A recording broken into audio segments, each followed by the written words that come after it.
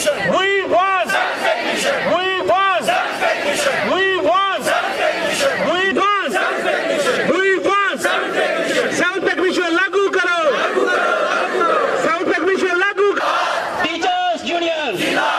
Teachers Union. We want. Rahbar Talim Teachers Forum. All J&K Rahbar Talim Teachers Forum.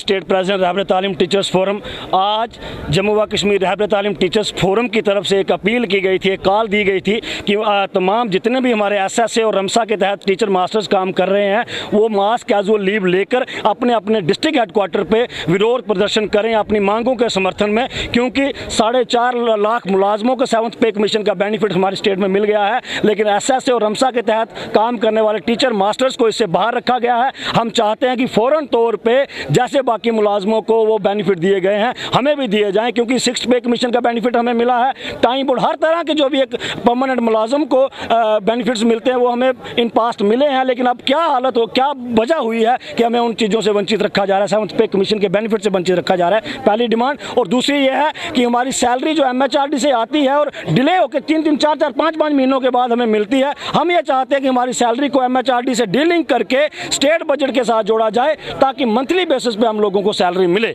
और उसके बाद मैं governor महोदय से ये अपील करना चाहूँगा कि आज भी शिक्षक जो हैं वो शांतिपूर्वक अपने प्रोटेस्ट कर रहे हैं, आने वाले दिनों में हम लोग मजबूर ना हो जाएं अपने इस प्रोटेस्ट को और कोई शक्ल देने में, जिसकी जिम्मेवारी पूरी की पूरी सरकार की होगी।